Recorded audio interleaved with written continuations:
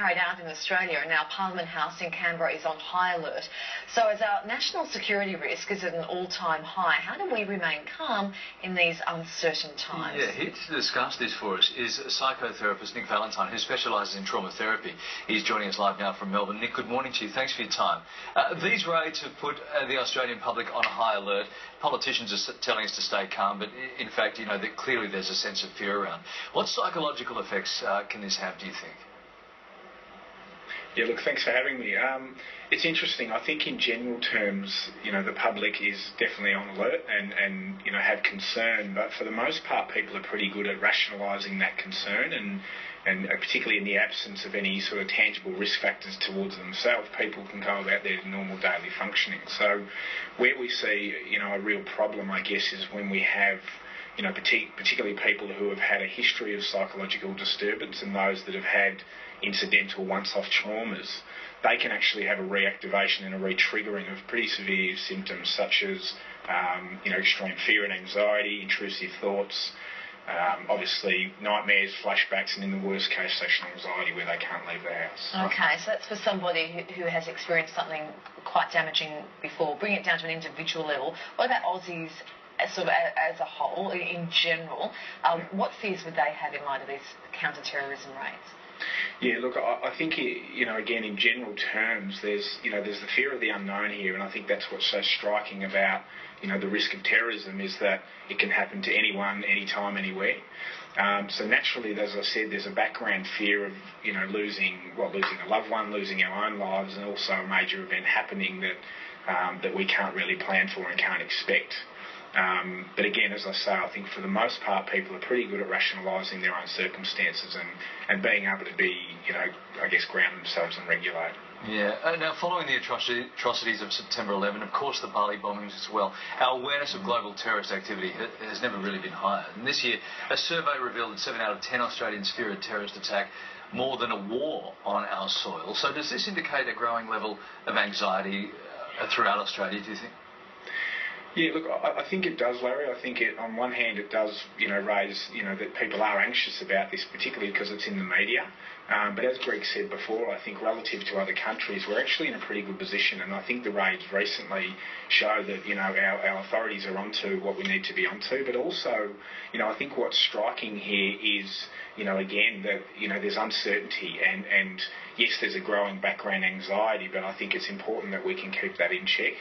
And I think also what's striking about it is that sense that, you know, with any type of trauma, we know the worst and the most debilitating effects are when someone actually doesn't have a choice and when someone, you know, is in a situation where essentially their right to an appropriate action is taken away from them. And I think that's what's so terrifying. Nick, I think there can be a fear of a certain act taking place, an actual attack, but I think there is also an anxiety about a loss of what people consider to be the Australian way of life, about how we go about doing our business. Yeah, look, absolutely. I mean, you know, that's, I think, the biggest fear, you know, more generally and more nationally, that, you know, we're going to lose our sense of freedom. And in hindsight, I think we hear news like this, and when it becomes such a media frenzy, so to speak, that we probably do look back and think, in hindsight, we probably do take for granted that we have that privilege of feeling, you know, tend to be feeling safe in our own community. And that's important to say that, yeah, absolutely, there's risk here, but there's always this risk, and as Greg said before, in fact, you know, these raids and the media frenzy around it is in fact what's causing the anxiety when that terror threat's really there. It's of course really hard to avoid these reports. They're on the news breaks during the afternoon and then into the evening for our favourite shows where the family's going to be sitting around, including the kids. How do parents explain what's going on to the kids?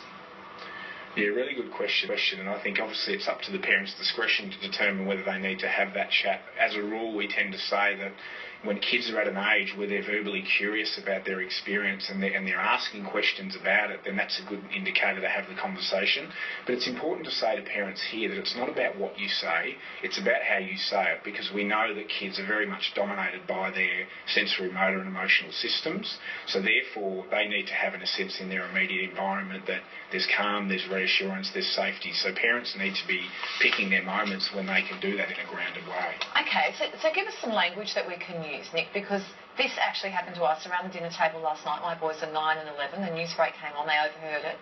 My husband and I started talking about it, and then they chimed in and wanted to know what we were talking about and what did that mean. So give us some sort of general language that we can use. Yeah. Because we were talking about the headings is what the news break came on and was discussing. And I just thought that was going too far. Yeah, in trying to describe that. So we backed away from that. But I'd be really interested if you give us some language to use. Yeah, fantastic. And Kylie, I think that's great that you made it more general, because you don't want to get into specifics, because, again, that can create unnecessary fear and overwhelm. You know, the language that needs to be used is speaking in general terms about there is this very real possibility, but that it's low risk, that, it's the same kind of chance of happening as things like volcanoes and tsunamis and earthquakes and things like that. So helping kids to understand that, if they can make the link to things like that, which they know in themselves are very rare and very unlikely to happen, then speaking in general ways about, this is what it's like, and it's okay that we're making sure that we're watching you and keeping you safe, because ultimately that's what kids need, to have that sense of assurance from their parents. So reassurance, the sense that they're safe, and then putting it into some sort of terms that they